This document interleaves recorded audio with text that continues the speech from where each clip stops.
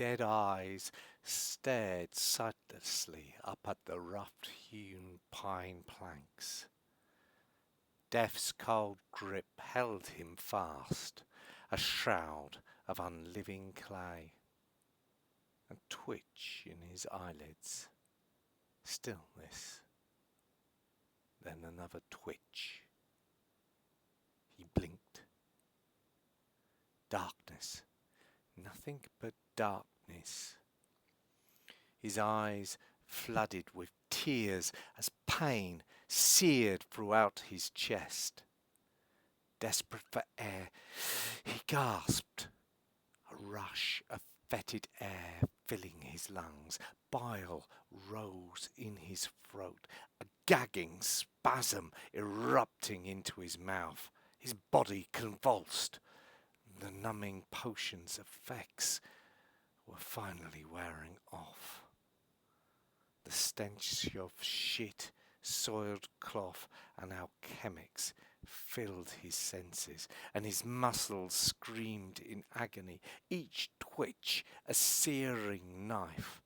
Sweat drenched his body, his own vomit a slimy, burning mess on his face. He blinked. The pain in his eyes and muscles was unbearable. The alchemical debt was being collected. His body felt like it was being torn apart from within. Yet he lived, and by the hunter's grace he would survive. Finally, the convulsions subsided.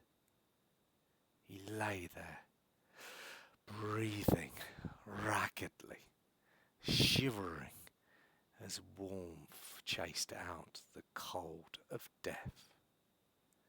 And slowly his mind began to clear.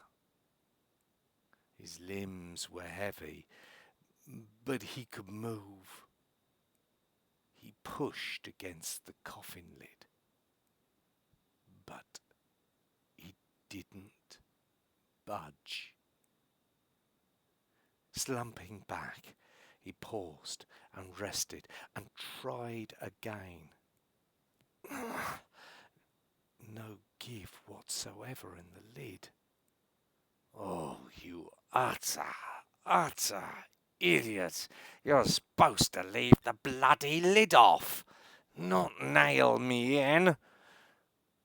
Slumping back into the noxious coffin, exhausted, his thoughts strayed back to his first meeting with the Istar. How this all began. League has grown bolder, Istar, he began. His voice a soft whisper in the crowded tent. I was nearly killed by their assassins, delivering evidence of their crimes to the Regent. Their agents are everywhere in Estragales. Their crimes here have become more brazen, that reach into Franconia and into the peoples of Lyonesse even more insidious. They seek to tear apart the very fabric of the Algaia and split our nations asunder. The Istar nodded, her face grim as she listened to her Inquisitor. They have murdered children, desecrated graves, and destroyed lives and reputations. Their goal is clear: to destroy the Algaia, destroy that sacred bond that unites our nations. He continued, his voice barely audible over the soft hum of the gathered faction milling around the tent. They lead a vast network of collaborators. They're influencing, stretching far and wide. Their legitimate front masks their true nature, and their criminal activities lie hidden in the shadows. We know they are capable of free. The woman in blue, she who leads the Estrogalian League, she is hidden somewhere within House Morisco. Then there's the Wild Walker, the one who leads the Lyonesse League. And the third, a Franconian who hides behind wealth. But mark me, something sinister lies behind all three, and of what that is, we yet do not know. The Inquisitor's jaws tightened. We must strike at their heart, expose their treachery, and bring them to justice. We must lure them out into the open. They seek to kill me for unmasking them. Let me be the bait, Istar. Let me be the bait to draw them out. Your plan is a bold one, Istar said, her eyes fixed on the Inquisitor. But it is also dangerous. You risk your life, your reputation, and the lives of many others. The Inquisitor hesitated. The plan was indeed risky, but it was the only way to dismantle the League. I'm willing to take the risk, he said, his voice firm, and I won't be alone. The Roses and I have been working in secret these past years to unmask the League, and they have not been revealed. The Roses remain hidden in the Algaia still. It is only I who have been exposed so far. Be careful, Don Estiban Malatesta, the Istar warned. The League will not hesitate to use any means necessary to protect themselves. He blinked, his thoughts snapping back to the here and now. Certainly the plan had been hastily concocted, but he had been very clear with his daughter on what to do.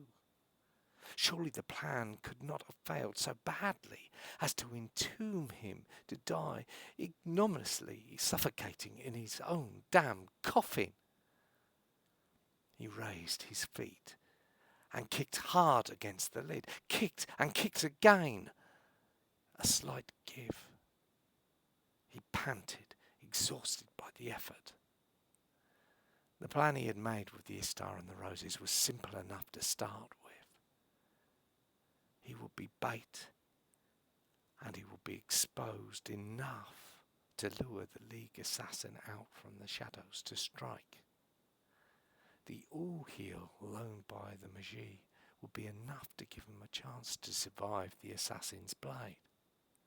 And his agents, hidden among the guests, will capture and take the assassin once that assassin revealed themselves.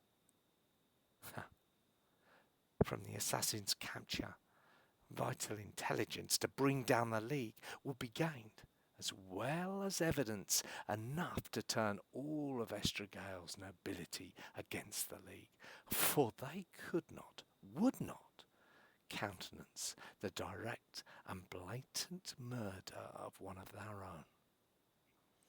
The only problem was just how exposed could he be without arousing the assassin's suspicion of the trap that was laid for them. Well, as it turned out, there was no danger of overexposure at all, it seemed.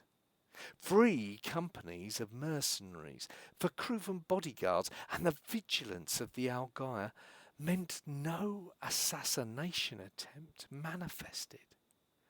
An overabundance of support, paid for and provided by all quarters. By all the gods, even the mercs were working for free on this one. The surprising level of support had overstacked the protection, but what could he do? Could he turn them away? That would have been suspicious all in of itself. He blinked. The air in the coffin was heavy and suffocating. His mind was drifting. He pushed up against the lid with all his strength. Barely any give at all. Gasping, his eyes fluttered shut. Returning to the camp after the ceremony, he was greeted with relief on the Ishtar's face. "You live," she gasped.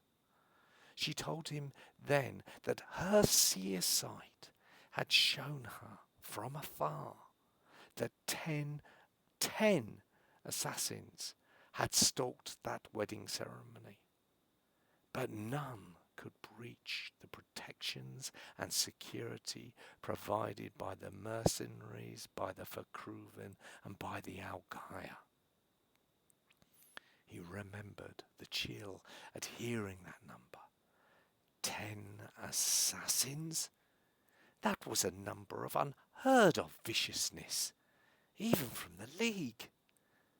Perhaps that overabundance of protection had been no bad thing at all.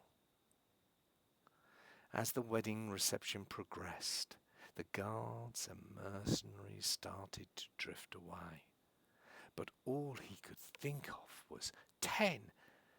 10 is enough to slaughter the greater proportion of the faction if they get in amongst us while unguarded. 10 contracted killers. How many yet unrevealed are with us now? He remembered thinking, what would a spear do? A spear would not let themselves become hunted. They would use the cunning of the hunter against that prey. He and the Roses had prepared a backup plan. It was ridiculously risky, but it was cunning. A potion of sleep of the dead, procured from the mercenaries and to all intents and purposes untraceable, would be used to fake his murder, and a Rose agent would contact the League and claim responsibility for the assassination. A claim that will conclude a year-long effort to infiltrate the League. So very, very risky.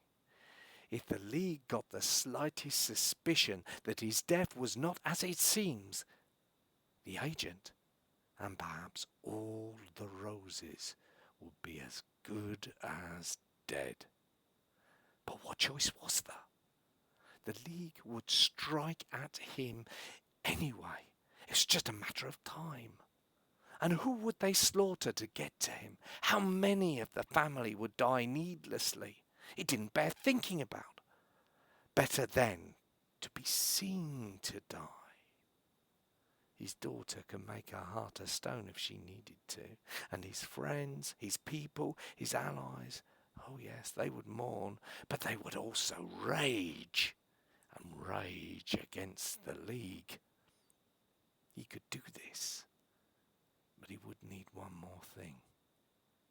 He would need the Ishtar, a woman who could not, would not lie. They spoke in hushed tones, the jollity of the wedding reception around them. "Are you sure about this?" Ishtar asked gravely. "I can see no other way. Look around us. The guards and the guests diminish with every passing moment, and the danger increases by the minute. If the hunter wills it, hunted will become hunter. Our ruse will work. This agent here will slip in amongst them, and my death will be our agent's pass to the League's trust." The agent beside him nodded. "I have been working for over a year to gain their trust, but this will ensure it." The Istar considered. She had long known of the Roses and their secret work within the faction. So far they had countered the League and other hidden enemies that struck from secret and from shadow, unmasking much of their operation already. Had it come to this, though? Could not the League finally be brought down another way? I will disappear, for if I'm seen or rumoured to live, then this agent will surely die, and most likely all our Roses and my house also. They may look for me, Istar, but they won't find me. To all I will be no more than the name of a dead man, genuinely mourned by all who knew and loved me, but gone back to the cycle, beyond the ken of mortals, beyond detection. And while our agent works underneath their very noses, from within their coterie, in their plain sight, I'll work from the shadows. I'll watch them unseen. I'll gather allies and resources hidden from their gaze. And when the time is right, I and the Roses will give you word that the Algaia can strike. You will receive word, Ishtar, through the secret channels we Roses have built these past 2 years. Trust me, we can turn this to our opportunity. She stared at him. I cannot lie, but I can tell a truth. I will call forth healing, but not touch you. I will say truthfully then that my healing has not worked. And I know of the potion you plan to use and how it works. So I will say truthfully, your heart has stopped. He nodded grimly. Then we are agreed. Ishtar, you must tell the Inquisition what you can, for they will need to investigate, but not discern the true nature of this ruse. The League must believe this was a murder on their behalf. Meanwhile, I must tell my daughter. She'll need to get my body away from here before the 3 hours this potion works for expires. Whether she can forgive me for doing this upon her wedding day, I do not know. But by sea and by sky, it must be done. The wedding reception continued, but already the guests were drifting away in greater and greater numbers. He had taken his daughter to one side and told her of what he had planned. The die was now cast. Her face had hardened. She indeed could turn her heart to a stone. I will cry for you, father, when it's needed. Don't you fear. Hunt those League bastards. Hunt them down. Hunt every fucking one of them. He was not sure he could keep his own tears at bay. This was goodbye. Goodbye to his family. Goodbye to everything and everyone. Except the hunt. Grimly, he turned his back on his daughter and strode off. They would likely never speak face to face again. The cheery voice of the Capitan of the Margie broke his thoughts. Fixing a smile upon his face, he turned. Ah, my friend! It appears the danger has passed. Let me return this potion of all heal to you. It appears I no longer need it. We showed those assassins, didn't we? Too bloody afeard to strike the Algaia. Ha! Damn them! They shall not spoil my daughter's wedding, that's for sure. And leaving the Capitan somewhat puzzled, before he had a moment to reply, he walked off. The captain looked down at the potion bottle in his hand, somewhat puzzled. That was close. The last thing he would want is for someone to dive in and try and revive him with Orheal. Well done, Capitan, well done. You've always been in the right place at the right time, even if you did not know it. The minutes ticked past. In a few moments, the cutting of the cake would occur. It had to be then, public and dramatic. The more witnesses, the more likely the League would hear of it and thus believe it. And with most of the guards also now gone, there would be no better time. The Rose Agent had already mimed poisoning the drinking vessel in case the League were watching. All he had to do was take up that vessel the agent had left for him and pour in the potion of Sleep of the Dead himself. A triflingly easy thing to do unobserved. He stepped forward and raised his voice. Gathered friends, guests and family, please charge your vessels ready for the toast, for the bride and groom are to cut the cake. All eyes turned to the happy couple. Shit, he thought. The potion bottle. I still have the empty potion bottle, and if they find that, they'll know it's a ruse.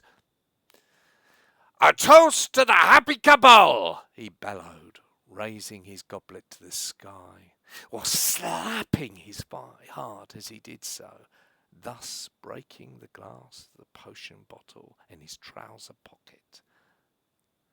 Thank the goddess, he thought, that his trousers were already wet with rain. If that bottle is found broken and smashed in his pocket, they will assume it was broken before it could ever be used. To the happy couple, a chorus of voices responded. The gathered party raised their various drinking vessels to the air and drank with him. He blinked, snapping back from memory as panic surged through him anew. He had been sealed alive. The plan had failed. He was trapped. No, he whispered, his voice hoarse. I won't die here. He gathered his strength, his mind racing. The stifling closeness of the nailed-shut coffin. It was so hard to breathe. To come this far only to die in a box covered in his own sickened shit. That would be an insufferable irony. He was trapped, alone and helpless, and not even a spell remained to him. He closed his eyes and tried to calm himself. Come on, Esteban. You've been in worse scrapes. Well, actually you haven't, but sod it, this ain't no time for childish fear. Think. Juniper has arranged this, but why would she have the coffin nailed shut? He pushed his face against the planks of the lid once more. A slight smell of piney resin from the rough cut wood tickled his nose. Intuition hit him in a flash. He knew that smell. Black forest pine, the lumber used by Teutonians. Of course, Teuts nailed that coffin shut no matter what. They have a justified fear of someone purloining corpses after all. Oh, you clever woman. You put me on a Teutonian ship. Ha! And if I'm right, then it'll be the Silver Ash, your nephew's vessel. Even the League would not think to look for me aboard that ship. If they look anywhere at all, it would have been the Cobalt Crow. Well, Admiral Killian Cleaver Krieger, am I going to surprise you, stowed away in your hull? Thank the goddess we are family. If the roses are right, and what lies behind the league is indeed demonic, well, our Teutonic neighbours may be just the right people I need. Yet, his eyes felt so heavy. Maybe just sleep for a bit. He blinked. Awake, stay awake! He scrabbled, his hand pushing his body up against the lid, and something scraped in the coffin next to him.